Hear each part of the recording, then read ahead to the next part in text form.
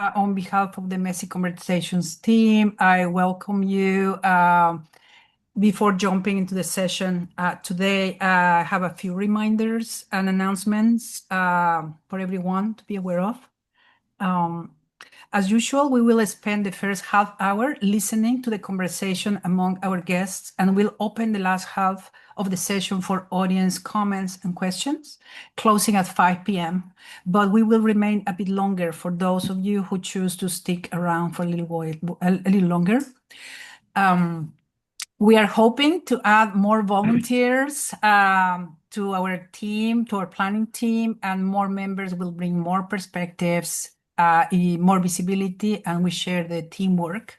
So you're interested, please email the Messy Conversations team. It's going to be put in the chat, the email for you to reach out if you're interested in joining. It's a volunteer role.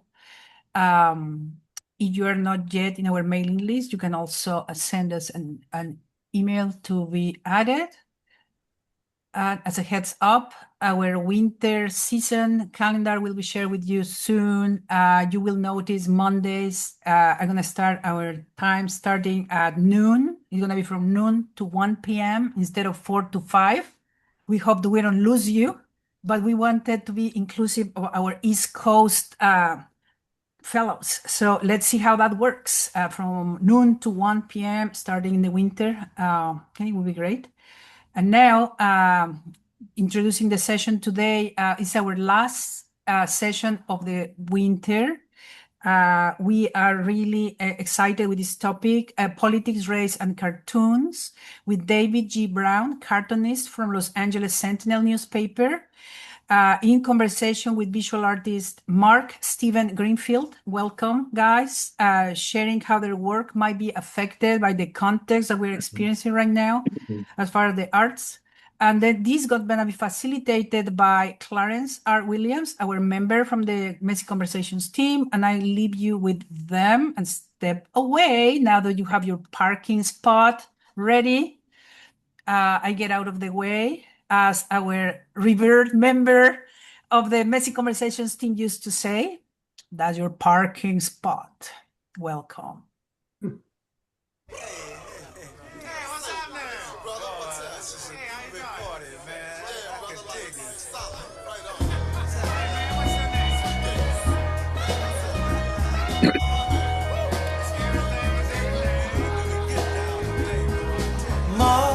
Mother, there's too many of you crying. Brother, brother, there's far too many of you dying. You know we've got to find a way to bring some loving here today. Yeah. Father, we don't need to escalate. You see, war is not the answer, for only love can conquer hate. You know we've got to find a way to bring some love in here today. Oh, picket lines, picket signs, don't punish me with brutality. Talk to me so you can see. Oh, what's going on? What's going on? Yeah, what's going on? Oh, what's going on?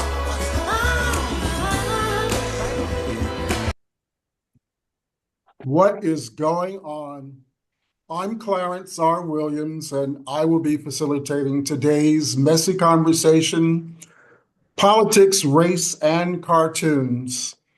I saw this title on an invitation I received from the Department of Cultural Affairs some months ago, and I said, oh my God, David G. Brown is doing this exhibit at the Watts Towers. So I made contact with David, and I had to go to the Watts Towers so I could see this exhibit. And I thought, what a great title for Messy Conversations. Then I asked David to get another artist that we can talk to on this subject. And he, of course, reached out to Mark Steven Greenfeld.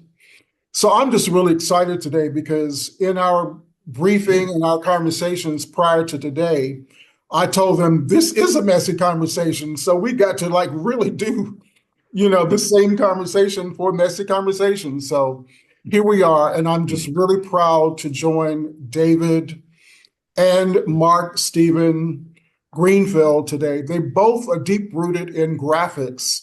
And as my conversation with David was, he has been on the grind since he was 14 years old. And in my conversation with Stephen and looking at his bio and the stuff that he's done internationally and nationally and all over the place, it just lets me know that he may have had more jobs than David, but David claims to have been working since he was 14. But I can make that same claim, but I'm younger than both of them. Anyway, welcome, David. Welcome, Mark. I really am excited, and please feel free to do a deep dive into our website to hear all these wonderful things David and Mark have done. There are conversations they've done with other media sources, with other kinds of podcasts, etc., and all are worth your view. So please take advantage of that.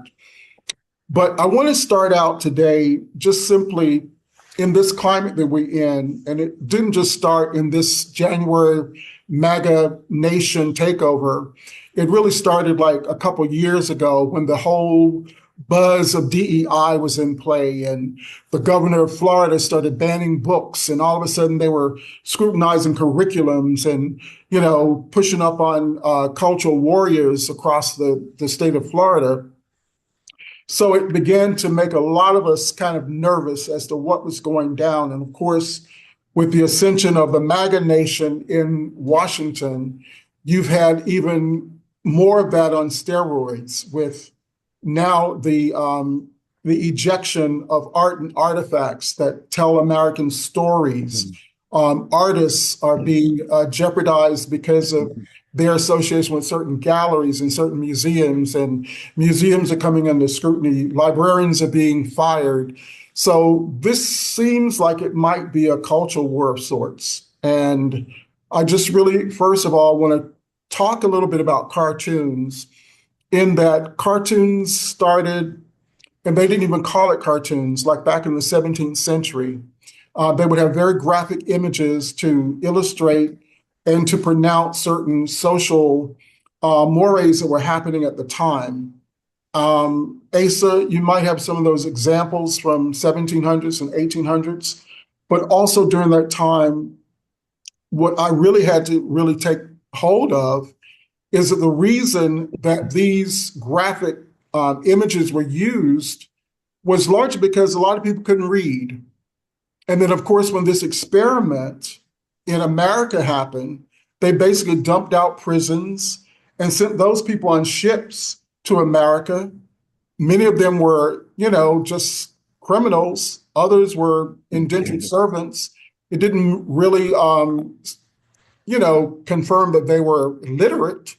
So once again, handbills and notices had very bold graphics. And then when, slavery was instituted, you, of course, had handbills about runaway slaves or about the sale of slaves, and they used those same kinds of images then. So, it didn't just start in America. And I just want to say, David, your exhibit, which is currently at the Watts Towers Center, you share that space with another cartoonist. Oliver Someone saying Harrington. something? Someone is saying something? I'm sorry. Oh, I was just kidding. Oliver Harrington was the other cartoonist. Yes, I was getting to that. And I was about to say that Ollie, as well as Maury Turner, they're contemporaries, both now in their 90s. I don't know if Angel Harper has joined us, but Angel Harper has done a documentary, which we've also put a link on the website about. But Ollie, as well as Maury, were both primary cartoonists in the 30s And Ollie, of course, was one of the emerging artists in the Harlem Renaissance. But what the two of them have in common is they both use their tool of cartoonism to actually try to combat racism in America. So in their own right, they were both individually activists with the civil rights era. So I just wanted to point that out. And you can, if you are able to be in LA before February, certainly check out Ollie's work along with David's work at the Towers. Can I just add a little something to that, Clarence? Sure, David. It's your show. I just wanted to say how much Ollie Harrington's work parallels mine. So the same issues that he dealt with Nixon and in the 60s, those same issues are still apparent today. And those are the same issues that I portray through my political cartoons. That's the only thing I wanted to share, that the parallels between that and how little has changed, over the decades. And we're going to get into that because that's the messy part. I want to just share Rosie Hooks is a curator of the exhibit. Rosie is also the director of the Watts Towers Center. I just want to share just a brief piece of what she wrote for David and Ollie for the exhibit in her curatorial notes. And here goes. Experience visual forms of satire, political cartooning, underscoring its historical use as anti-racist dissent and introspective critique, taking controversial topics in all of their complexity, humor, and provocation while raising important questions about the social power of art. And both of you do this in your work. And I would just like to know, since Rosie's not here, your choices for that exhibit. What was in your mind when you made the choices of those images? And Holly, feel free to drop a few of those in, if you would, while David is responding. Well, if you look at the exhibit, the trajectory kind of starts with slavery.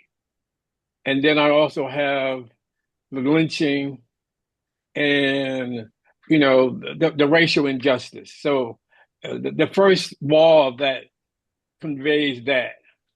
And then I move on to talk a little bit about race relations and police and how it's the police department and how profiling and the school to prison pipeline and those kind of issues.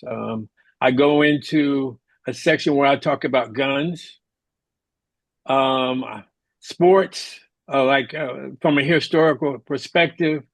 Oftentimes, Black athletes, especially the quarterback, they have an excellent documentary on, I think it's Prime or Netflix, talks about the evolution of the Black quarterback.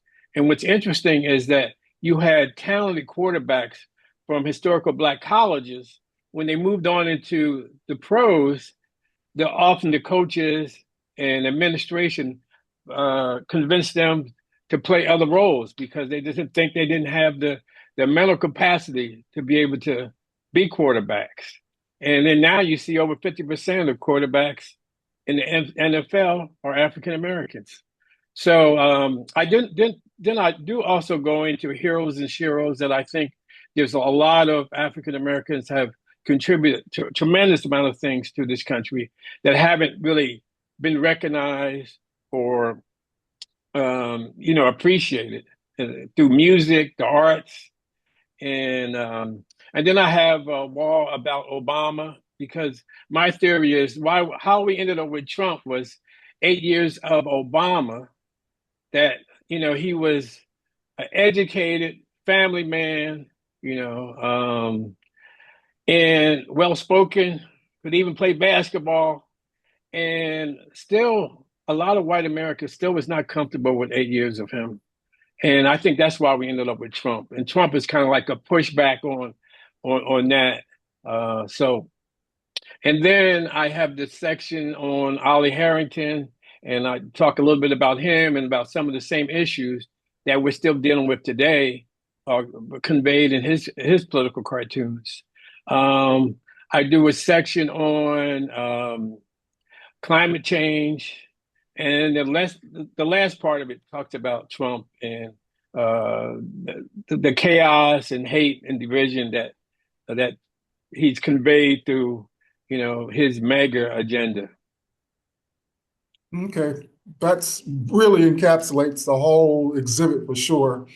Holly, I thought we dropped some of those images in so people could see those in a share while we were speaking. But David, and this is for you also, Mark.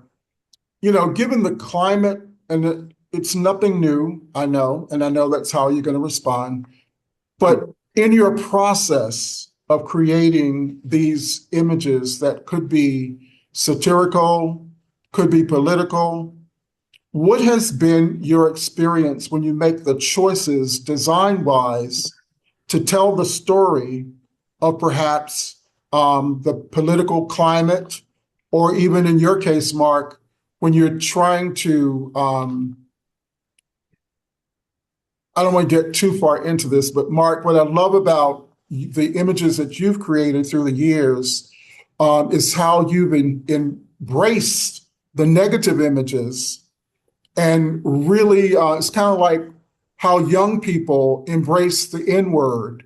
They took the power away from the derogatory parts of it and just made it a positive kind of thing. And that's what I see in your work, how you've actually taken those images and you've brought on a different kind of conversation.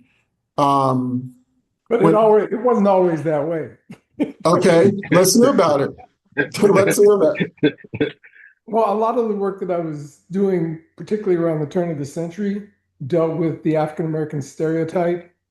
I was taking photographs of white people in blackface and overprinting them with text in the form of an eye examination chart.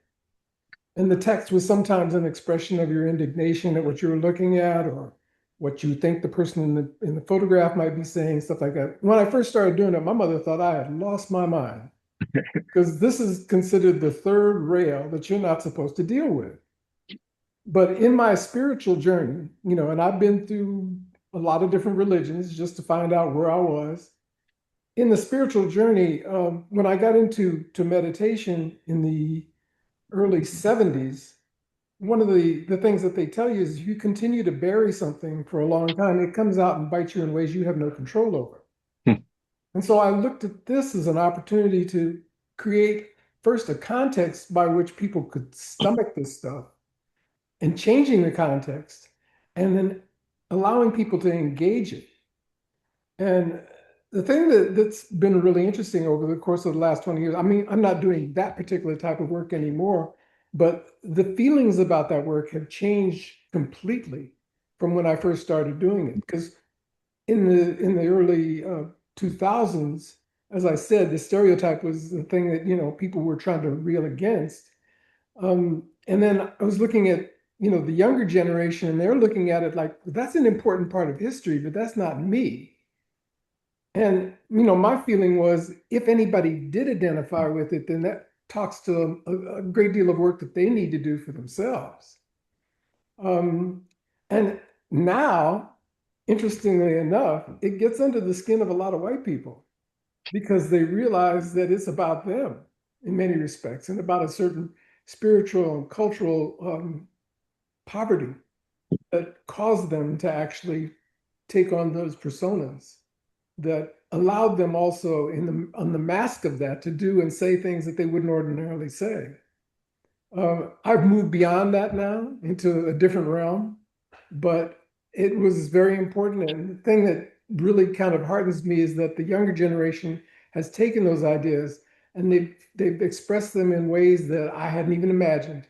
And if I could have been part of the spark that helped that happen, I feel I've done my job.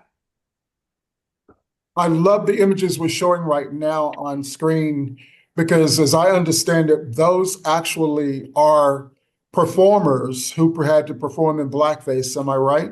Exactly. Yeah. A lot of these, I mean, people don't know Fred Astaire appeared in blackface. Judy Garland appeared in blackface. Mickey Rooney appeared in blackface. All of these Mhm. people took their turn doing it, and they acted in ways that they would not normally act any other way. And they made their brand to some extent with the popularity that those images and those personas gained. You know, when I was 2 years old, I was on the design team for the first African American pavilion at a World's Fair. And we went to many museums, but I recall going to the DeSaba in Chicago.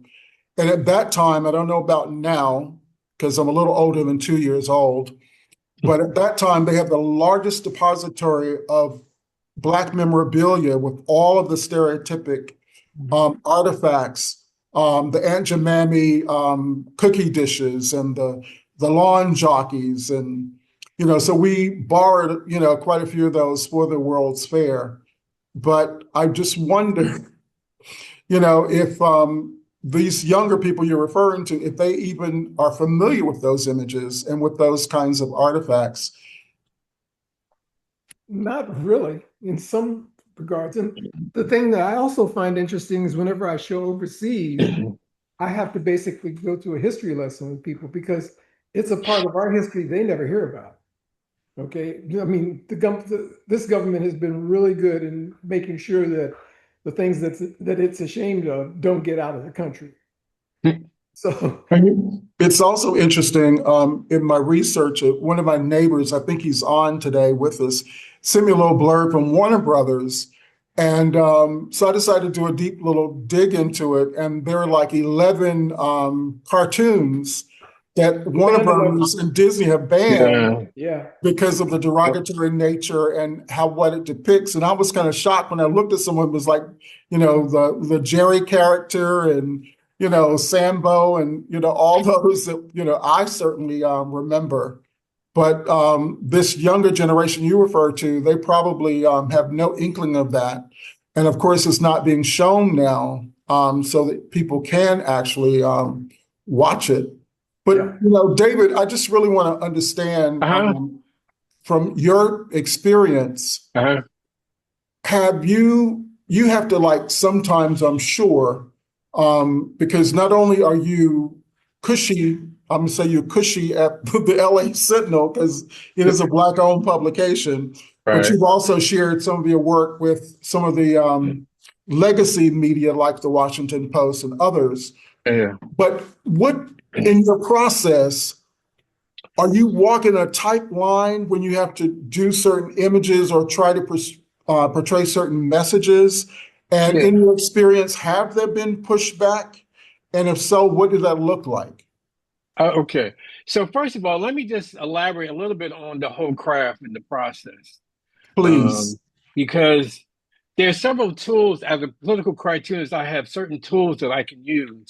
So like analogy, where I can use comparison between two things.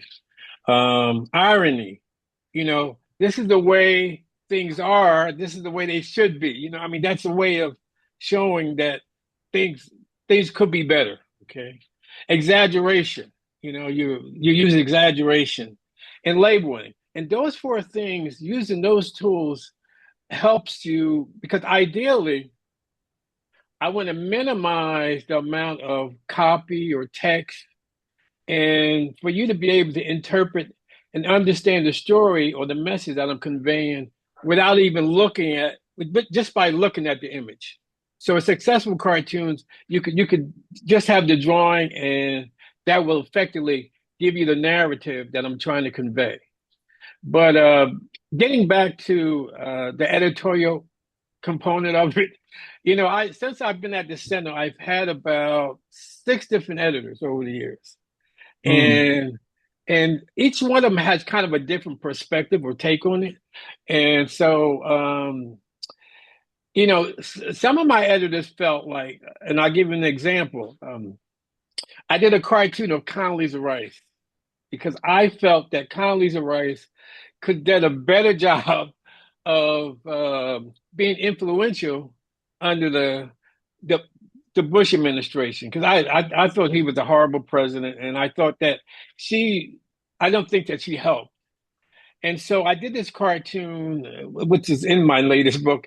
It's called The Cleanup Woman. So I had Condoleezza Rice dressed up as a French maid, and she's cleaned up behind Rumsfeld, Cheney, uh, and so I got a lot of pushback on that. I mean, because they felt like, well, why are you picking on this black woman? When ideally, in my mind, it's like, you know, she's a public servant and she needs to be accountable. There's also some cartoons I did about Michael Jackson. Michael Jackson's fans are very, they're really particular about how you convey him. So those are some areas that I really had, some issues with in terms of that. And then I had one editor that outright told me that I should not convey any black person in a negative light. And again, that's going back to my decision that if you're a public servant, then you need to be accountable.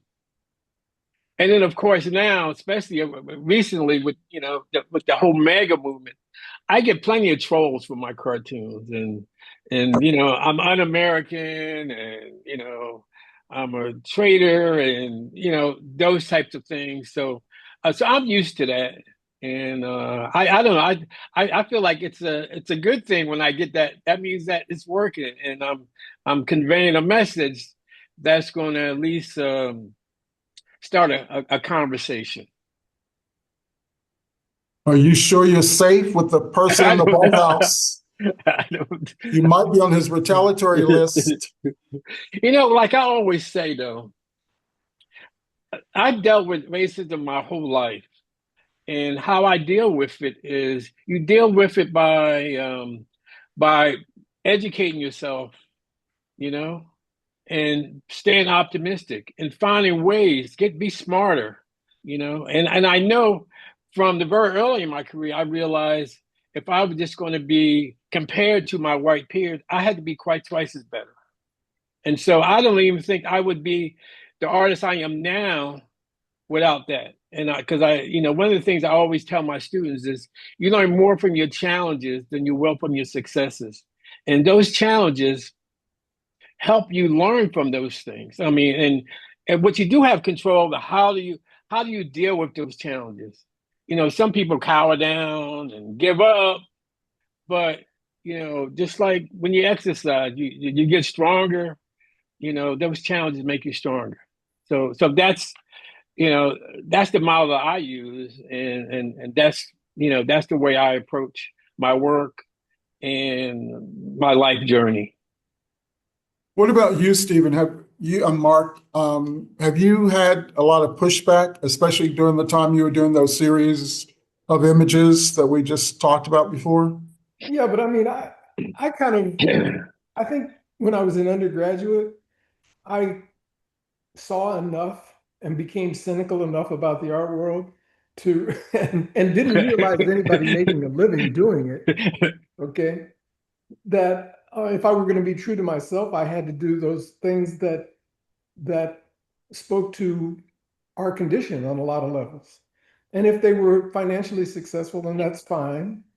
But if they weren't, it wasn't like I was going to stop doing it because it became a priority with me. And so it's been in the last 10, 15 years, I guess, that it has become financially viable for me to keep doing these things.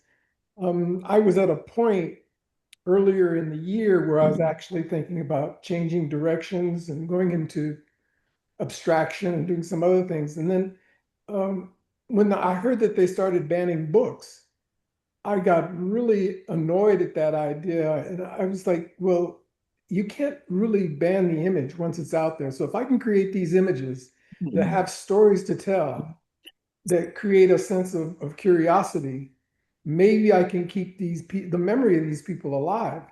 And maybe, just maybe, they will offer some empowerment to people. One of the things that the series that I'm working on now are like contemporary icons, like done in the Byzantine style. And one of the things that I read about was that icons would always be carried into battle before the enemy, before the army rather.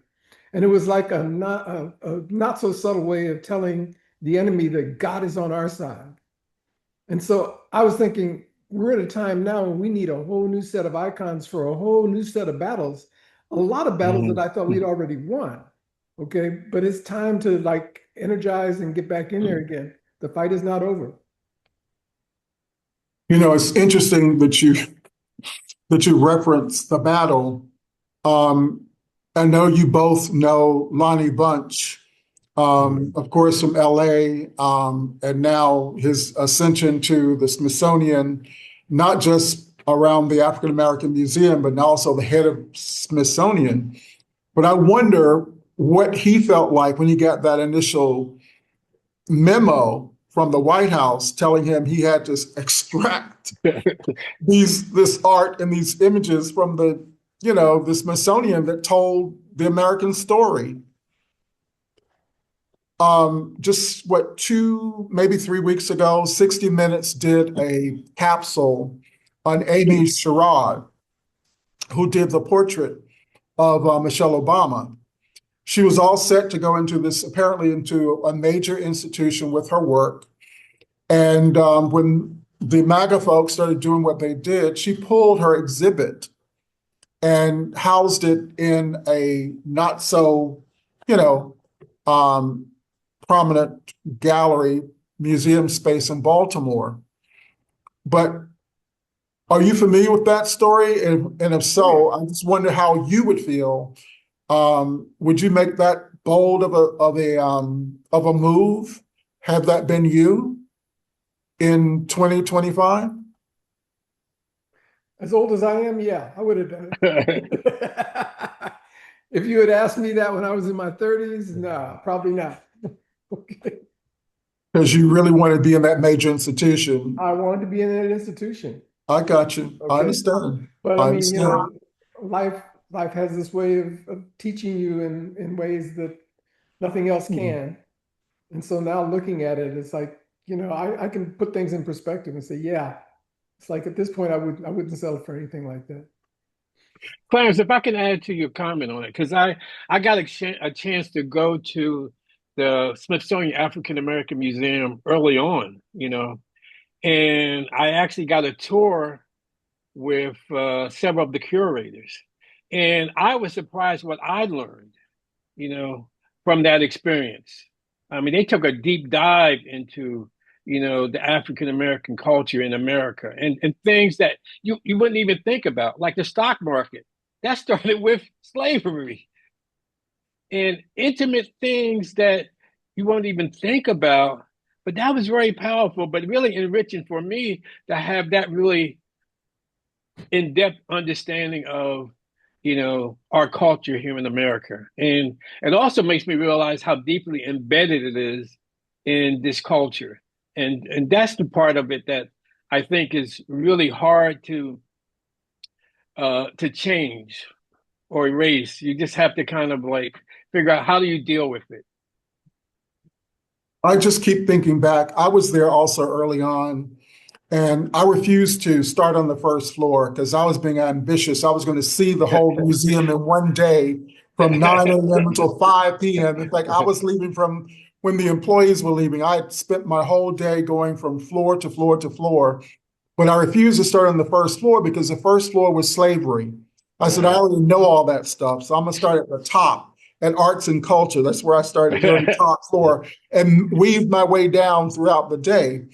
But to your point about how deep it goes, there were like moments, like you said, the way they had the passion to display some of this work and this information, not just with the interactive surfaces that you could touch and see images and information, but some of the environments they created. I love the sports environments where you actually are sitting in bleachers, or you watching baseball and you're actually sitting in these baseball bleachers, or when you get to the point where they show you the Black resorts, you sit in a little rocking swing and you with this huge book, and you can see all the different resorts. It's incredible, but it begs the question about what are they going to do with the slavery floor now?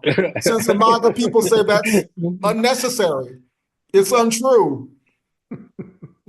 And I also just want to mention the music component of it at the museum is just incredible. That you wouldn't, it's just the influence on American music. Yeah, I had a little tiff with one of the museum employees about the Ruth Brown section. I was like, I work with Ruth Brown. Why is there something more here than her gown? You know, I was going on. But that's just me. But I would like to know, what are you saying to young people now? David, you teach, and I'm sure, Mark, you have a lot of influence over young minds. What are you saying to them right now in this time to empower them to want to be bold and authentic in their work, given these, you know, seemingly strenuous times and restrictive times? Well, one of the things that I do, I still consult with LAUSD. You know, I spent a decade as a career technical education teacher preparing students for jobs in the art, media, and entertainment industry. And over across the board of LAUSD, unfortunately, the African American students don't perform as well. And a lot of that has to do with their self-esteem. And that has whole lot to do with them not really understanding their true culture, you know. And so one of the things I really try to emphasize is the heroes and heroes that came before them and all we contribute to this country, and to enrich them in terms of their pride of who they are and the rich heritage we come from. I think that's just so very important. The whole self-esteem and self-worth thing is a thing that can make a difference in how a student will invest in their future. I start off with all of my classes and I tell my students, what you're doing is a passion. And this country is not known for supporting passion. You can go to Europe, you can go to a lot of other places in the world and get a lot more attention than you're going to get here. So if you intend to follow this passion, and I think you should because you have a really important message to tell, you have to find a way to support your ability to follow that passion, okay? And do it in such a way where it doesn't compromise your principles too much. You know, it's like I've been very lucky in a lot of the jobs that I've had over the years, but I tell people to this day, the best job I ever had was when I was a janitor. Okay? It is mindless work. It allowed me to think about what I was going to do when I got back in the studio. Okay, and when I hit the studio, I hit the ground running. You know, so I think, you know, the best thing is like you could be incredibly lucky and find yourself in that position where somebody snaps you up and, you know, you get all the shows all over the world and stuff like that. But believe me, that number of people is really small that are able to do that. You know, so find a way to support yourself. And I would add to that, I think it's really important, especially for artists or people in the creative industry, is understand the business side of it. When you go to art school, they don't teach you about contracts and the value that you can bring to, you know, an organization or a company, and to understand that. And what's this contract you're signing? I know one of the experiences I had early on when I was in college, I did this art show. You know, part of it, you know, for graduation, you did this art presentation, and I had in the gallery, and I had someone approach me, and he said, "Oh, you know, I really like that would look great on a T-shirt or a mug, right?" So, like, you know, as a young artist, yeah, I can, you know, they always say, "Oh, it'd be good for your exposure," right? And so, you know. So about a month later, I go into the mall where I was working part-time, and I see my t-shirt and a mug with and you know what, and I'm really glad it happened that early on in my life, in my career, because that was a wake-up call for me to understand that. And I've had other challenges throughout my career in terms of people taking advantage of you and what have you. And so one of the things, you know, especially when I was teaching, I really emphasized understanding business, understand contracts, understand what you're worth. And that's so very important, especially for a creative person to understand that.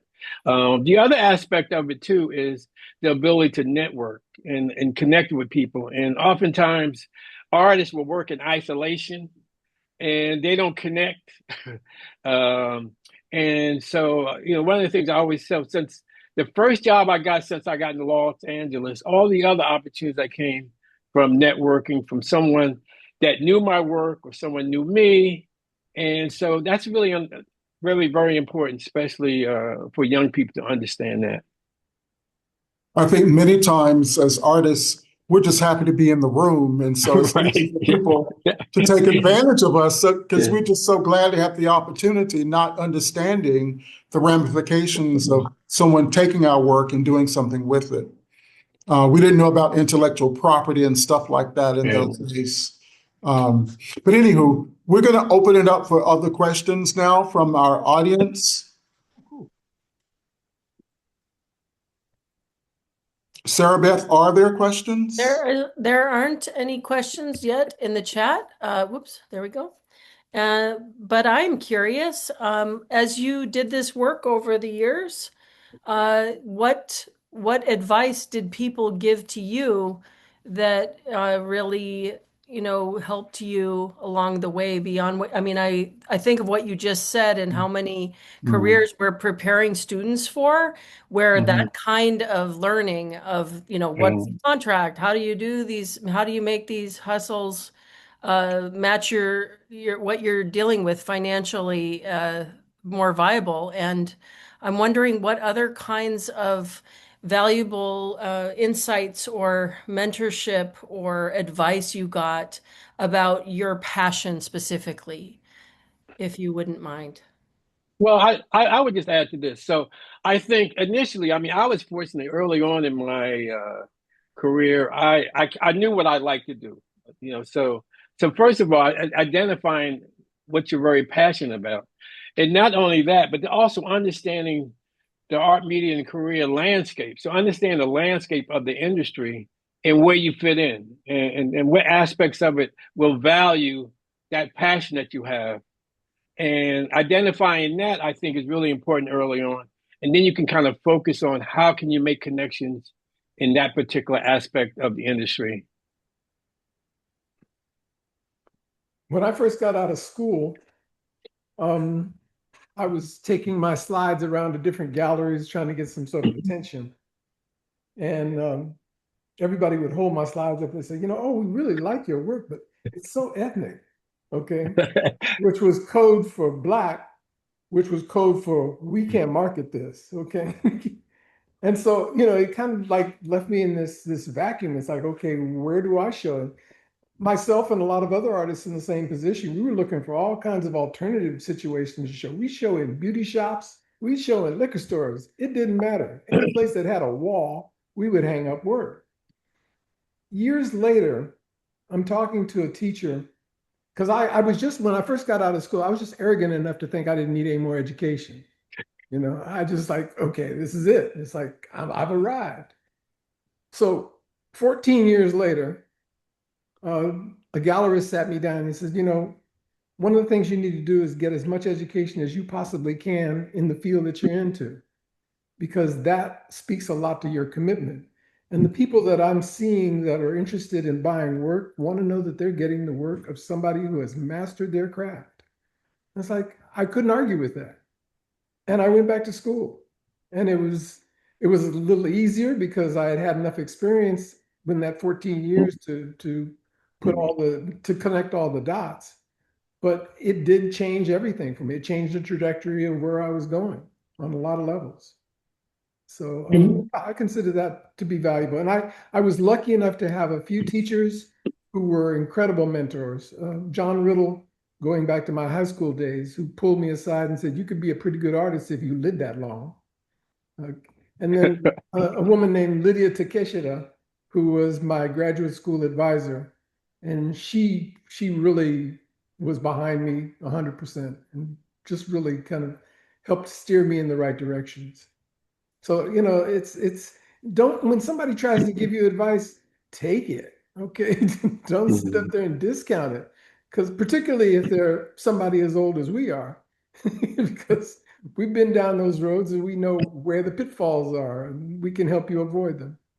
Thank you Speaking of both. yourself, Mark, in my young age, I have to, you make me remember, and Dr. Gills is on, but in the Harlem Renaissance, during the Harlem Renaissance, a lot of the visual artists at that time were told that their work had to be ethnic, had to be primitive looking, because that was the only thing that was acceptable for collectors at that time.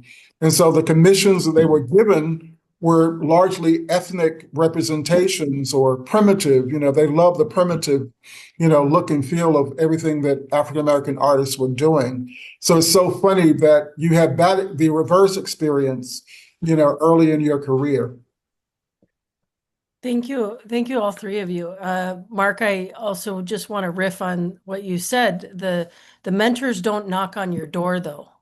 You have to go find them, right? Yeah, yeah. And that's the extra work that we encourage students to do too. So we've got a Okay. couple more comments/questions. Brad, would you like to bring yours to the panel? I'm also happy to Sure, read. sure, not a problem. I was just wondering, how has, especially the second Trump administration, changed your willingness to push a viewpoint or take a risk compared to prior to his arriving on the scene, if you will?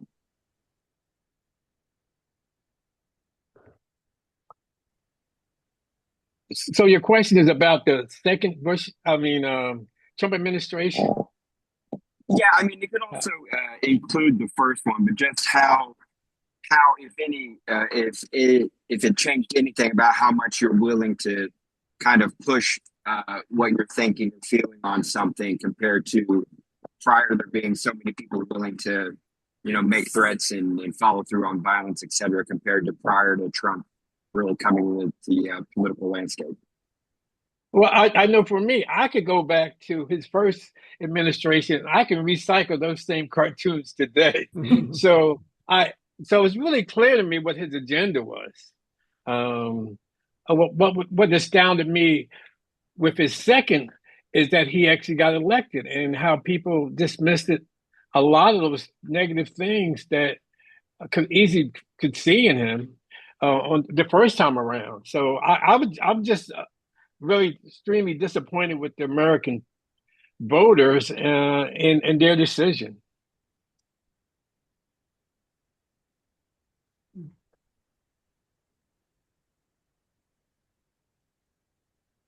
Other questions, Sarah Beth? Yeah, David, would you like to ask your question?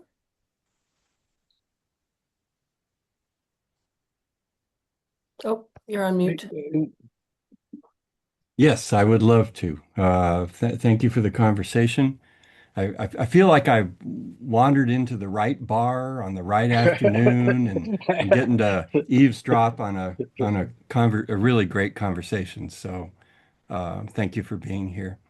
So my question is, clearly you found your voice, your creative, political, spiritual expression through art, through drawing, through cartoon. And I'm wondering, what do cartoons allow you to do that other forms of expression wouldn't allow you to do? And has your understanding of that changed over the years? Huh. That's a good question. I don't. I mean, I'm constantly trying to get better and refine my craft. Um, and I just think it can be a very powerful tool. I mean, I think a visual can stay in your head and can be a whole lot more powerful than any type of written word. I mean, if the visual is powerful enough, it stays in your head, and I think that that's just very, very powerful in terms of that. Um, as far as refine, I mean, I'm always just trying to find better ways to convey the message.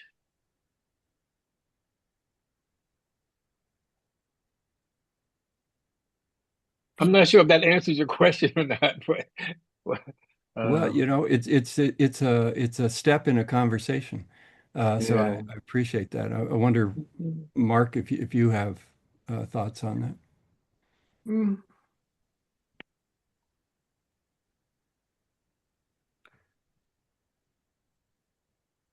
I'm at a loss. We've heard about writer's block. Do you have drawer's block? Oh, all the time. Yeah. I've been dealing with something right now that's just driving me crazy, but I will find a solution to it and it will come out. Okay. But Yeah, sometimes it takes time. I agree. I mean, it is a process.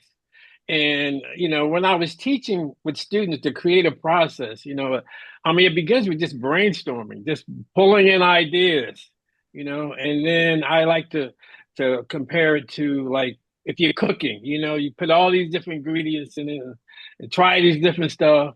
And then, you let it, boil over, and hopefully something good will come to the top that you can grab and capture to capture the essence of what you're trying to convey, putting all those things together. David, do you keep your failures? I do.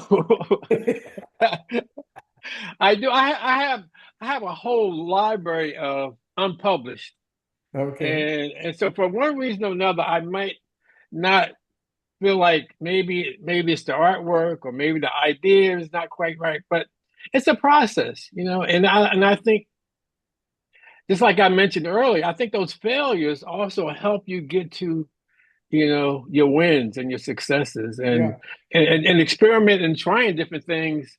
I'm always trying to do that. How can I make this a little different? How can I turn this around, and what can I try to make it better?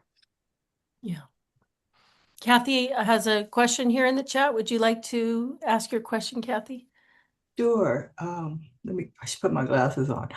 Is there any subject, topic, or situation that you steer clear of and why?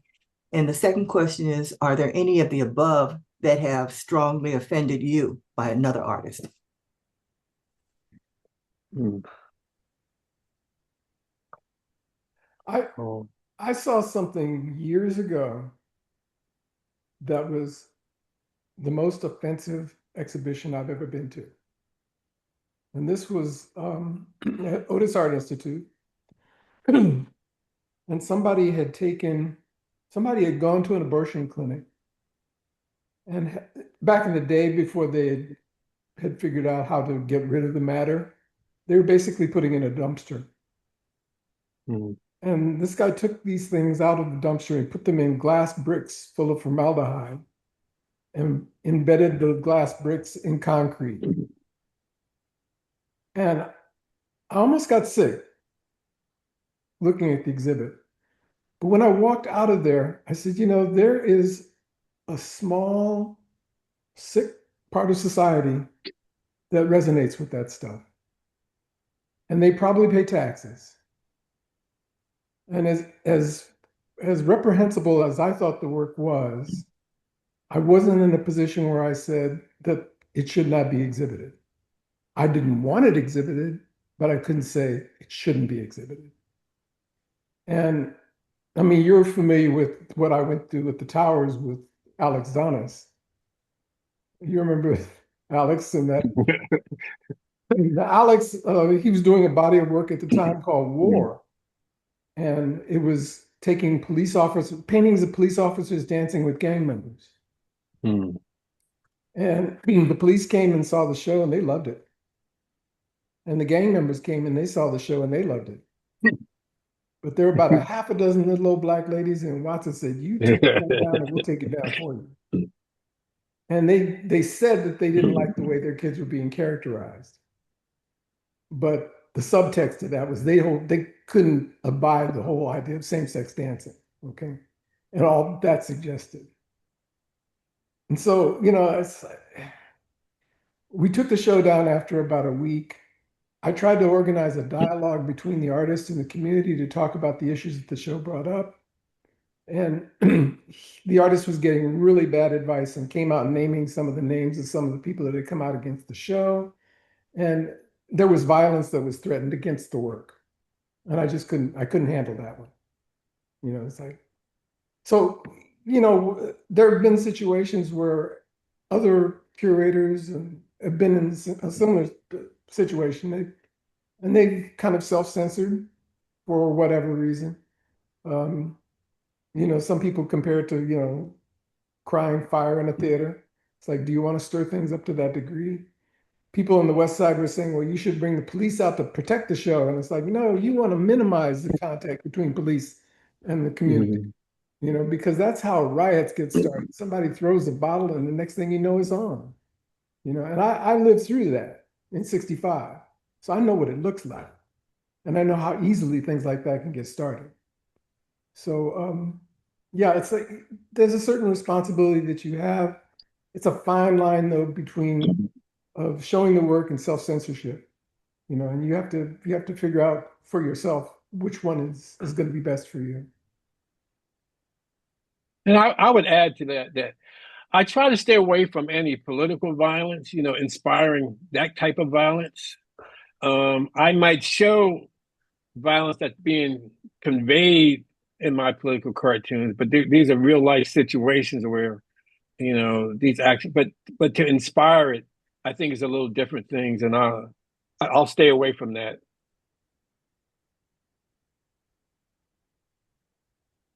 But you can't really control how people might misinterpret something. Well, you know what? That's true though, because I had a couple of situations where I'll give you an example. When the swine flu was coming from Mexico, and so I did a cartoon with a family of pigs coming from Mexico to America, and people interpret that I was calling Mexicans pigs, but that wasn't the concept, and that was one of those that I should have put in the unpublished category folder. And so you just have to kind of because some people see what they want to see in it, and so you just have to be careful how things are interpreted. So that's one of those things. Well, certainly your latest cartoons around ICE have been all of that. Yeah, I don't know how. The thing that bothers me more than anything else is the breaking up the families. That part of it just breaks my heart. But that's the mean-spirited part of this whole thing. Yeah. Everything we're going it's like somebody went out of their way to think, how mean can I be? I think that's what bothers me more than anything else. But I'm trying to remain cautiously optimistic that there's going to be a swing back. We've hit the end of our golden hour, so those of you who have to jump off, we understand. Rosa, are there any last-minute announcements you'd like to share before we capture David and Mark and keep them on longer to get some last comments? I need just to remind people, but thank people that are already signed up to potentially become part of our team. Thank you, and we're going to get back to you. And remind people about the change of schedule coming in the winter to be prepared is from noon to 1, right? So only those two things that people need to take with them. And then if you are in this meeting and you want to receive announcement of when our next season starts and the topics of the winter season, you can sign up for our mailing list by sending an email to the Messy Conversations team email that is going to be posted here in the chat, right? So I think those are the main announcements that we wanted to share with you before you leave. And then I have a comment or question, but I want people to first decide when staying, going, and I be in this between space because I have a common question for David and Mark.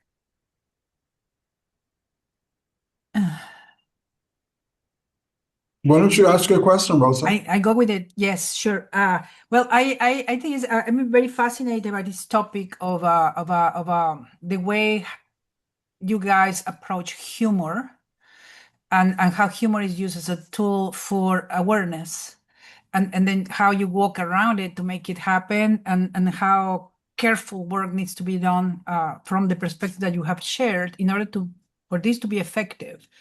But then at the same time, I was thinking about I think, Mark, you mentioned earlier this idea of violence, that you have seen violence, how it turns things into violence so easily, that from one tiny thing can be an excuse for anything else. So how can your work straddle this process of the confusion between humor and bullying? Because bullying generates violence. So I think you have been addressing that already, but maybe I'm coming back to the same things that you already said from a different door.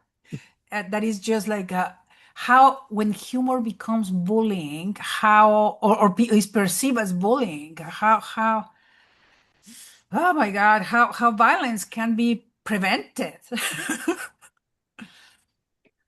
Everybody has a different threshold for what pushes them over the edge. And I think when I do work, and I think to some degree when David does, we are gauging that against our own personal threshold, not taking into account what somebody else's might be. And so you have to do so very carefully. If you can do something that is universal in terms of its ability to create humor or something like that, then you're fine. But not everybody is able to do that, and that's actually where the genius of political cartoonists comes in. Political cartoonists are actually very adept at that, and I think to a large degree David has really mastered that on a lot of levels. Some other cartoonists are not there. They keep trying. Well, thanks for that, Mark. But I also add, I think we also draw from whatever our personal life experiences are in terms of what we tolerate or what's acceptable in our lives. I mean, a lot has to do with, what's your life experience? Mm. Yeah.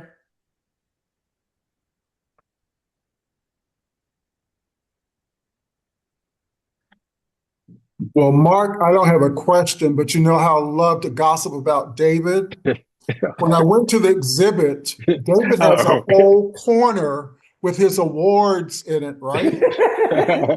So all of a sudden, I had a flashback to whenever it was. I'm not calling The any Frame dates. Awards. You talking about the Frame Awards? I am, and I see Carol's on. She was one of the host committee members for Los Angeles, hosting the Frame Awards.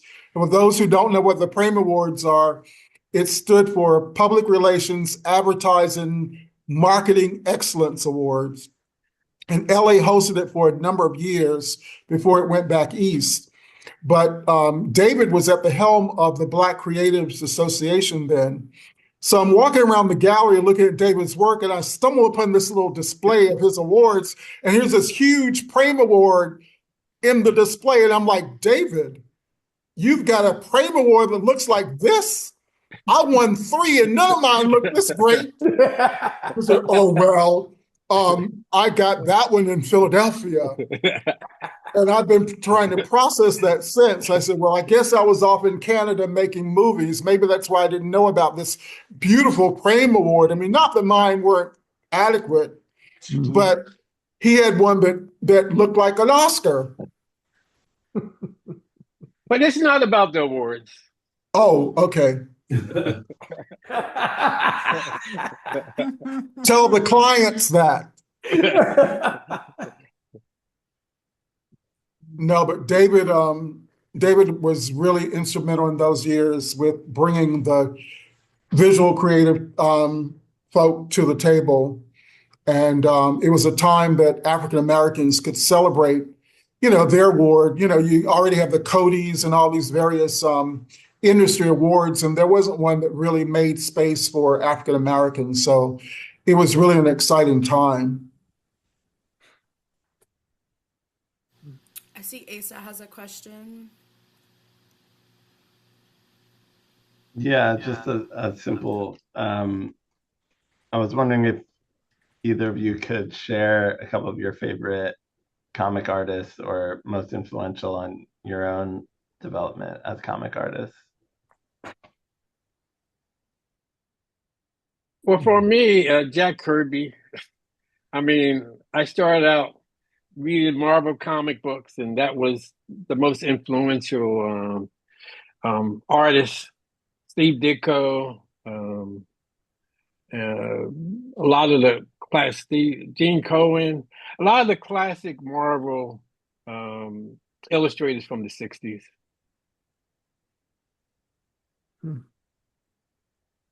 I'm trying to think of the guy that I can't remember the name right now. I know you know him, David. He did Sir Void Defunct. He was working with oh yeah, Pedro Bell. Who? Pedro Bell. No, Who did the no. Funkadelic album covers? He did the album covers. I can't think of his name because he had an exhibit also over. He had an exhibit. a couple years and ago. he was a friend of John Otterbridge's too. Yeah. Yeah. But anyway, he was a big influence, though I can't remember his name. But the other one that really influenced me was a guy named Abdul Mati Clairwine. And he was the one that did a lot of the album covers for Miles Davis.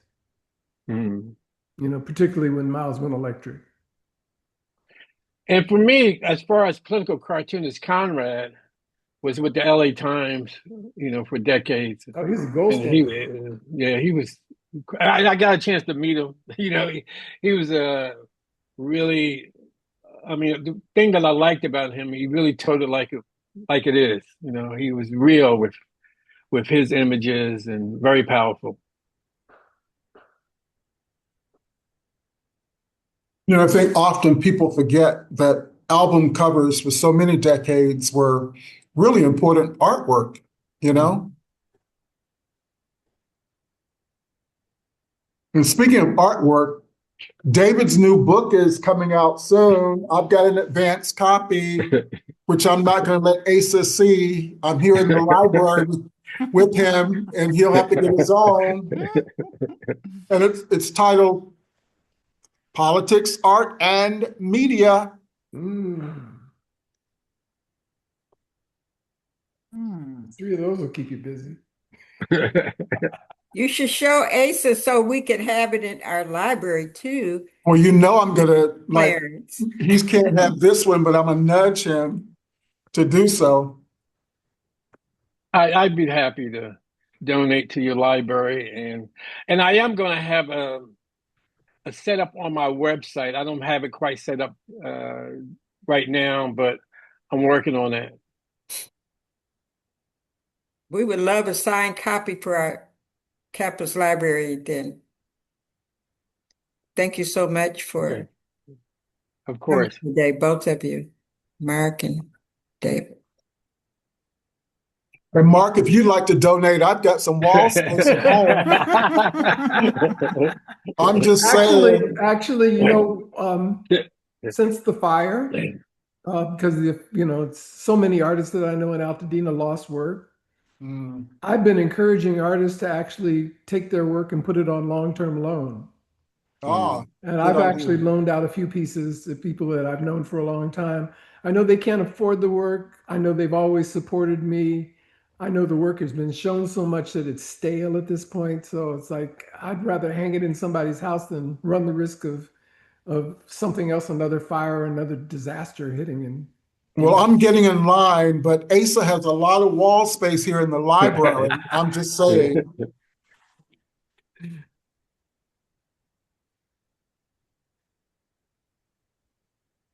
Any other questions, comments, commercials? I have a show coming up in the spring at Pasadena City College. Excellent. Congratulations. Please, when it's confirmed, when it's congealed with all the info, please send it to us so we can put it on the website with this whole episode. Oh, will do. Yeah, thank you. And my exhibit will be at the Watchtowers till February 21st. It's a possibility it might be extended, but right now we're looking at February 21st, so it'll be there till then. And if you live anywhere near LA, it's a real treat to go to the Watchtowers if you've never been. Absolutely. And it's worth the trip as well if you want to come to LA and check it out. It's quite historical. It's 104 years old, the campus is, so please come.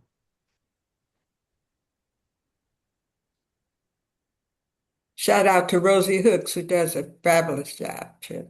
Indeed, indeed. I just want to add also that even though the main gallery is my political cartoons, I have over 50 of my political cartoons. The smaller gallery, Charles Mingus Gallery, I have a lot of the work that I do with young people. I have several of my Tales from the Kids books and comics I've done with positive messages, anti-drug and positive lifestyle comics that I've done over the years with the Watchtowers Art Center. And it's all quite colorful, worth the trip and the visit.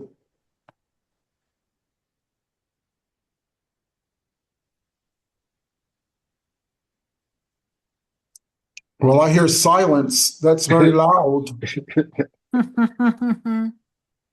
Very inspiring, guys. Your craft is amazing. And such an important conversation that you brought to us. Thank you. Yes, absolutely.